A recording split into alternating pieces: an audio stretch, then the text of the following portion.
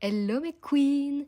Je sais pas trop où commencer cet épisode, mais tout ce que je sais, c'est que quand j'enclenche le bouton enregistrement, c'est que j'ai pas mal de choses à vous partager.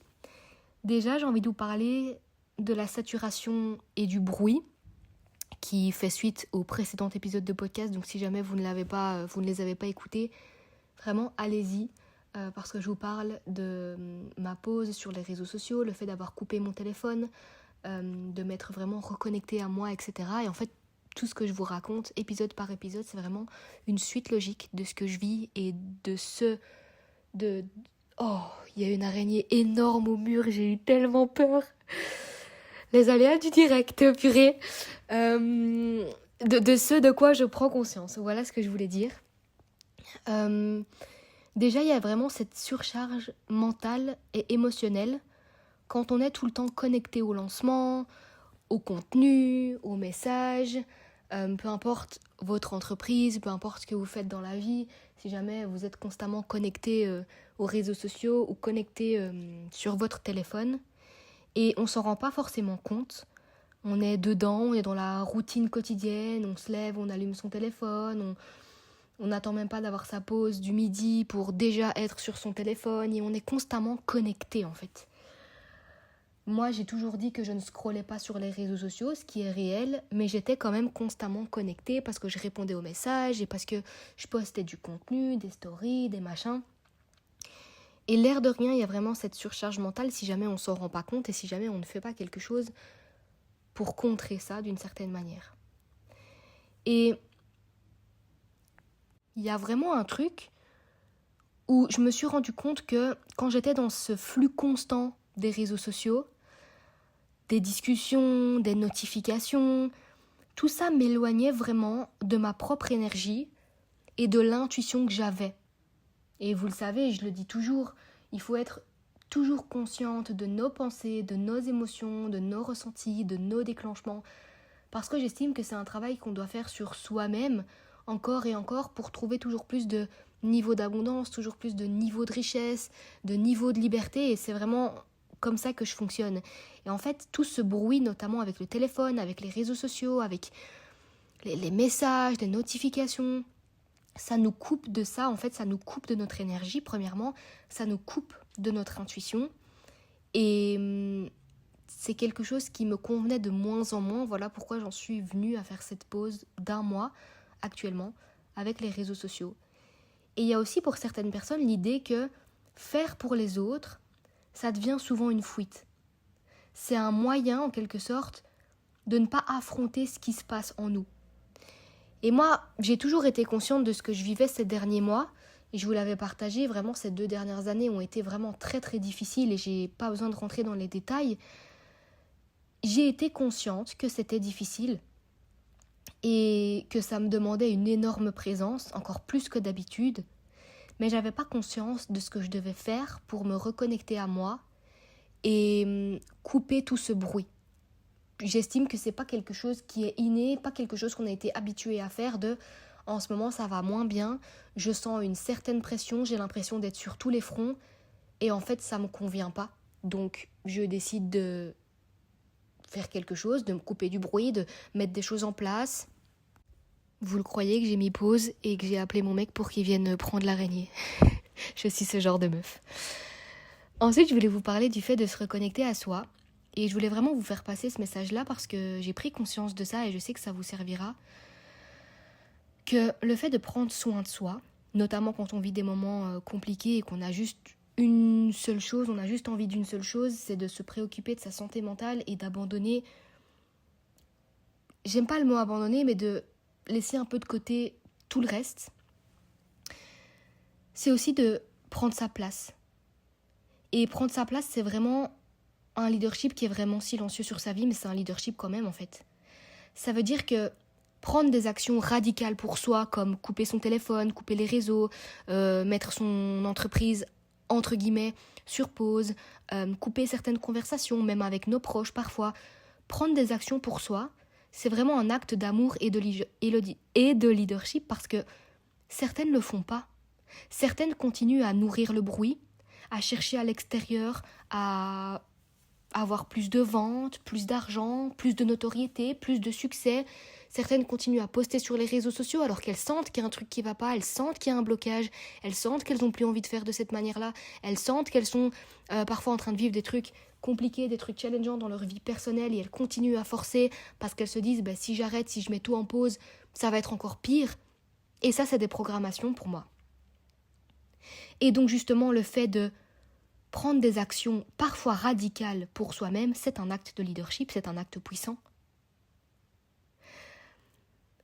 Parce que continuer à poster sur les réseaux, continuer à être là pour les autres, pour ses clientes, pour tout ça et nous abandonner nous-mêmes dans ce qu'on vit de challengeant, pour moi c'est une façade.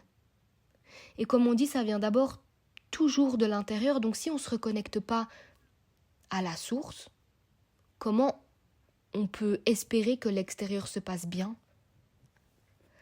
Et donc, il y a vraiment un truc où j'ai dû redécouvrir le plaisir de faire des choses vraiment sans objectif. C'est-à-dire, pas de se filmer pour montrer sur les réseaux sociaux, pas de se forcer à faire des stories en disant voilà ce que je vais faire aujourd'hui, pas se préoccuper des likes, des DM, des ventes, pas d'attendre l'approbation. Enfin, moi, j'ai été à la mer il y a quelques jours, j'ai rien posté, j'ai eu une semaine où j'ai fait tellement de choses, j'ai été au cinéma, j'ai été promener dans des endroits où j'avais jamais été, il faisait super beau, j'ai été en terrasse et j'ai fait plein de trucs qu'en temps normal, je partagerais sur les réseaux, pas pour montrer, mais parce que c'est quand je fais ce genre de choses, c'est-à-dire m'aérer l'esprit de cette manière-là, j'ai toujours plein de choses à dire, plein de choses à partager, et je suis encore plus consciente de plein de trucs et donc j'adore le poster sur les réseaux. Et là, j'avais mon téléphone qui était coupé. Donc en fait, j'ai rien partagé. Et donc j'ai vraiment redécouvert un plaisir différent de faire des choses sans objectif. Et c'est vraiment important pour moi cet espace intérieur et il est vraiment sacré. Cet espace où on peut respirer, on peut ressentir et on peut juste créer pour soi en fait. La question pour résumer tout ça, c'est vraiment comment tu te comportes quand personne te voit, malgré le fait que tu vives peut-être quelque chose de compliqué. Et ça, c'est vraiment ce que je me suis dit. Colline, là, il n'y a personne qui te voit. T'es plus sur les réseaux sociaux. T'as mis des conversations en pause, tu parles à presque plus personne parce que c'est ton choix. T'as expliqué à tes proches, bon là je vais peut-être disparaître un petit peu, j'ai besoin de me recentrer, mais t'inquiète pas, tout va bien. Et c'est là d'où le dernier épisode que je vous avais partagé où les gens me disaient mais t'es sûr, c'est bizarre, t'es pas en burn-out. Non les gars, c'est juste qu'on n'est pas habitué à vivre ce genre de choses et à être tellement conscient de ce qui se passe que ça se fait pas dans la société. Donc j'ai rassuré un peu tout le monde et j'ai dit mais je vais super bien, vous n'imaginez même pas à quel point je n'ai jamais été aussi bien alors que je vis des trucs challengeants. Donc c'est vraiment paradoxal, mais celles qui comprennent vraiment ce que je veux dire le comprendront. Et donc la question c'est vraiment comment tu te comportes quand personne te voit, parce que personne ne me voit. Personne ne voit comment j'agis, personne ne voit ce que je ressens, personne ne voit mes émotions, personne ne voit ce que je fais dans mes journées, personne ne voit comment je me redirige quand j'ai une mauvaise nouvelle, personne ne voit ce que je ressens et tous les moments où je pourrais en temps normal douter, mais qu'en fait je me repositionne et les pensées incroyablement positives que j'ai, tout ça parce que j'ai fait ce travail. Et donc, c'est vraiment pour vous parler de comment tous ces moments sans bruit extérieur peuvent nourrir la créativité, peuvent nourrir notre énergie, notre vibration pour attirer l'abondance. Et surtout, peuvent nourrir notre clarté d'esprit pour notre business, pour les entrepreneurs qui m'écoutent, mais pour notre vie tout court. Et donc, se couper de tout ça, c'est pas de l'égoïsme. Et il y a quelques années, j'aurais dit ouais, je suis égoïste, j'avoue, j'ai un peu envoyé tout le monde chier, je suis pas très présente sur mes réseaux sociaux, certaines personnes qui me suivent peuvent peut-être mal le prendre, d'autres peuvent peut-être me juger. Non, en fait, c'est pas de l'égoïsme se couper de tout ça. C'est vraiment pour moi, et c'est comme ça que je le vois, une stratégie pour revenir plus puissante et alignée. Et il y a encore certaines personnes, encore une fois, qui diront, et c'est peut-être de ça que vous avez peur aussi, t'as abandonné ton business, t'as abandonné tes réseaux sociaux et blablabla. Non. Je fais justement ça pour m'abandonner à la vie, c'est différent. Et quand tu t'abandonnes à la vie en prenant soin de toi, alors ton business se porte encore mieux qu'en temps normal. Et ça, c'est vraiment la leçon dont je me suis rendu compte, c'est que parfois on a la tronche littéralement de notre entreprise sur les réseaux, toujours vendre, toujours faire des lancements, toujours plus de visibilité, chercher toujours plus de clients, il y en a qui font de la prospection et envoyer toujours des mails et c'est pas mal, attention, c'est pas ce que je dis. Mais quand on vit un truc challengeant ou quand on ressent ce besoin de se couper du bruit et ce besoin de se recentrer sur soi et ce besoin de prendre soin de sa santé mentale et qu'on continue à forcer pour le business, là j'ai un problème avec ça. Parce que ça fait qu'empirer. La cocotte minute explosera à un moment ou à un autre. Et des gens qui forcent alors que honnêtement ça va pas, j'en connais. Et je faisais partie de ces personnes-là avant. Et là maintenant, dès que je sens que là par contre c'est trop, la cocotte minute elle va exploser, on se recule du bruit en fait. Où est le problème ? On fait ce qu'on veut. On est notre propre patronne. On fait ce qu'on veut. Et toutes celles qui se diront « Non, Colline, je fais pas trop ce que je veux parce que comment l'argent va rentrer si je prends un mois de pause sur les réseaux sociaux, un mois de pause avec mon entreprise, parce que moi personnellement c'est lié, un mois de pause en lien avec ça, que j'envoie plus d'emails, que je fais plus de lancements. » Mais si tu avais tellement confiance au fait que rien n'arrive par hasard, tu te poserais même pas la question. Voilà ce que j'aurais envie de répondre à ces gens. Et quand je parle de déconnexion, quand je parle de reconnexion à soi, etc., je peux vous donner des exemples très concrets. Se poser, écrire, marcher, méditer, créer. C'est aussi simple que ça, juste parce que ça fait du bien.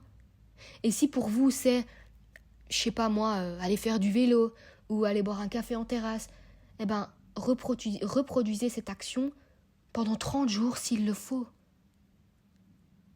Cette déconnexion me permet vraiment de trier ce qui est important dans ma vie.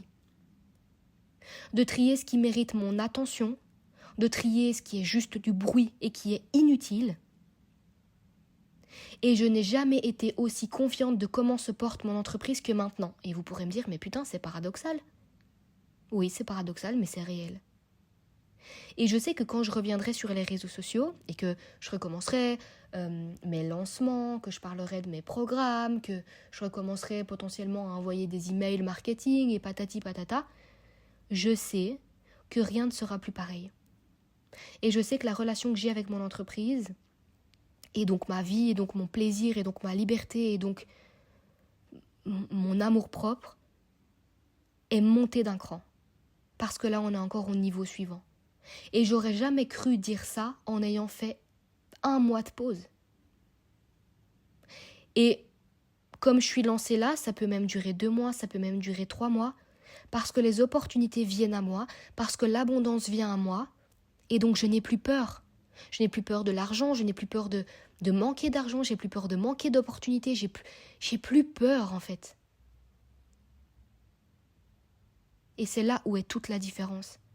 C'est que quand vous n'avez plus peur de comment les choses vont se passer et que vous abandonnez vraiment à ce que la vie a prévu pour vous, que ça devient réellement magique et que vous vibrez vraiment à un autre niveau encore plus grand.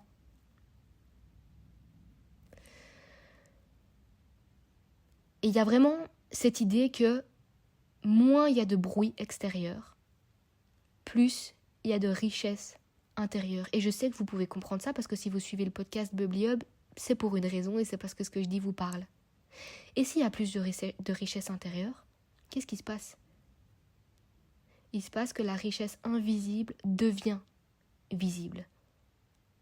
L'abondance vous trouve d'une manière ou d'une autre. Les opportunités vous trouvent. Tout vous trouve. À une échelle différente. C'est comme si on était vraiment passé sur une autre ligne de temps. Et surtout pour les entrepreneurs, on pourrait se dire oui, mais si je suis plus sur les réseaux, ma visibilité ne grandit pas. Et du coup, en plus de ça, si je fais pas de lancement, pas de story, rien, je parle pas de mes programmes et de mes offres et de mes trucs, comment est-ce que c'est censé se remplir, comment je suis censée trouver des clientes. Et en fait, ça, c'est le mental qui réfléchit, mais voyez juste les choses à une autre dimension. Voyez juste les choses comme si je dois prendre cette pause maintenant et que je ressens ce besoin maintenant. parce que je sais pertinemment qu'après ce moment de reconnexion totale avec moi, la magie va arriver, alors je le fais. Et celles qui peuvent vraiment comprendre ça, avec l'intentionnalité et la profondeur de comment je l'explique, vous avez déjà tout gagné, vraiment.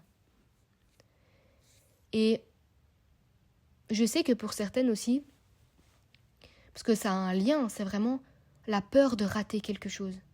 La peur de rater les stories d'autres personnes, la peur que les entrepreneurs que certaines considèrent peut-être comme leurs concurrents avancent sans elles.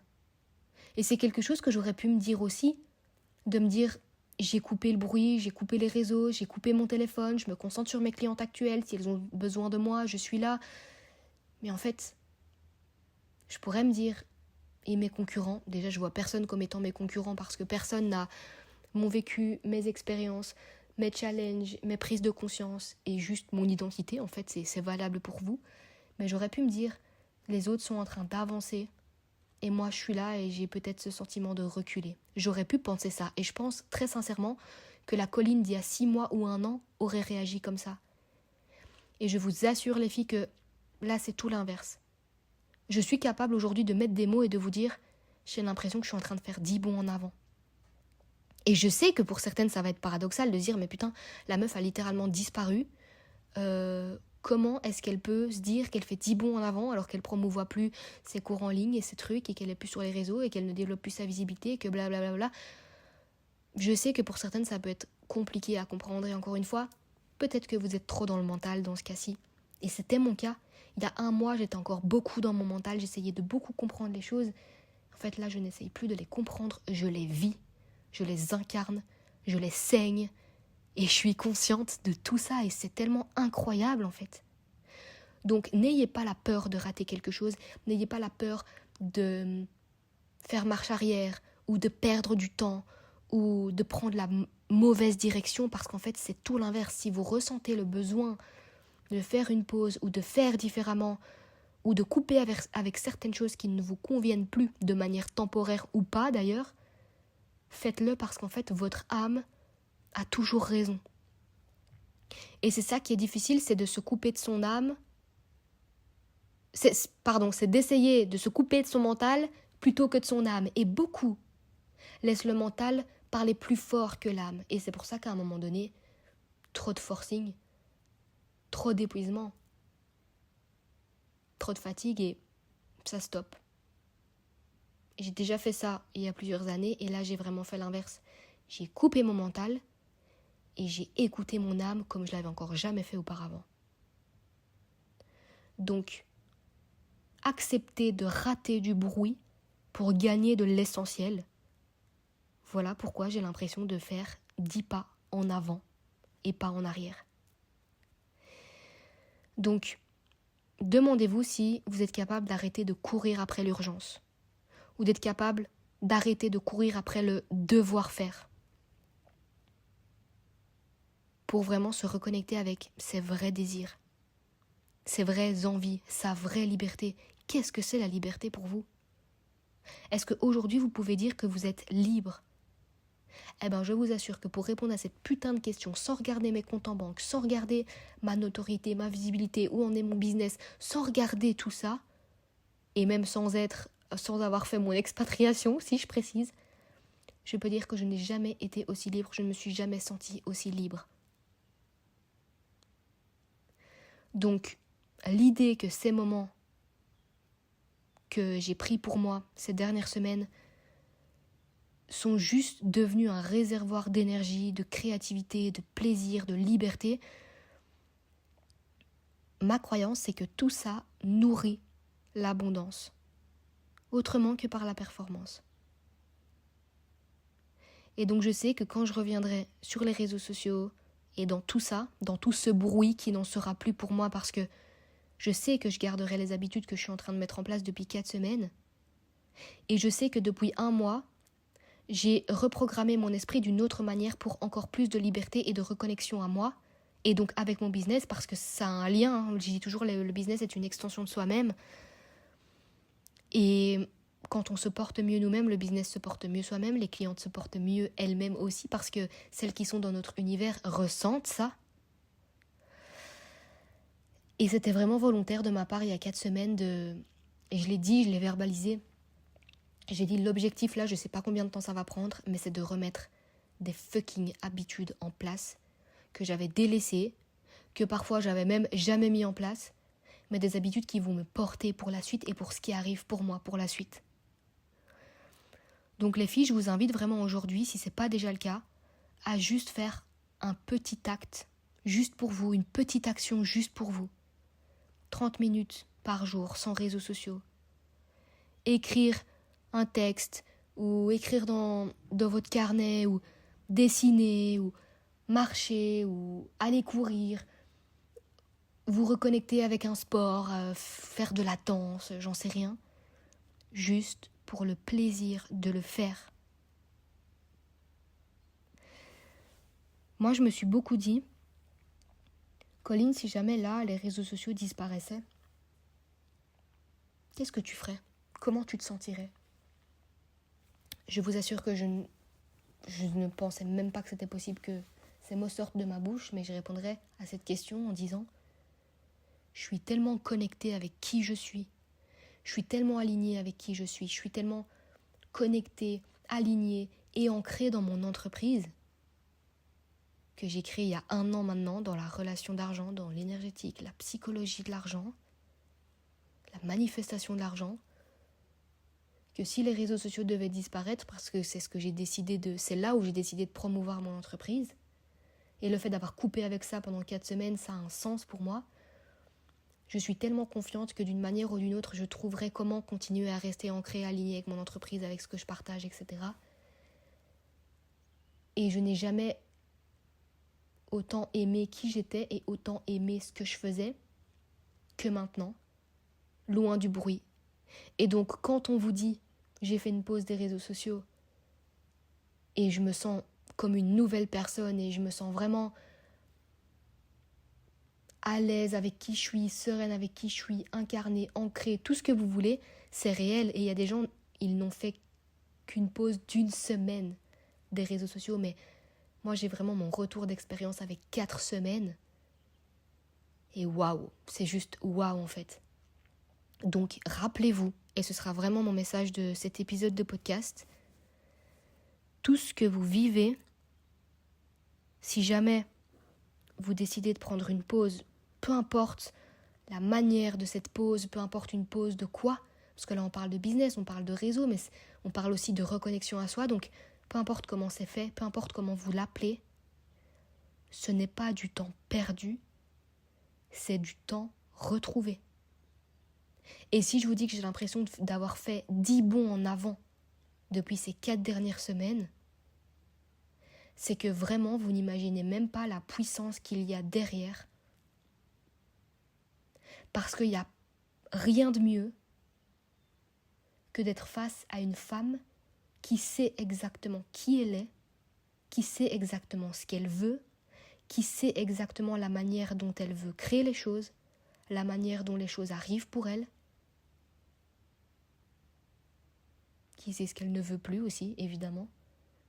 Il n'y a rien de plus merveilleux qu'une femme qui se sent alignée comme jamais, ancrée comme jamais, qui s'aime comme jamais, qui a confiance en elle et en tout ce qu'elle construit comme jamais,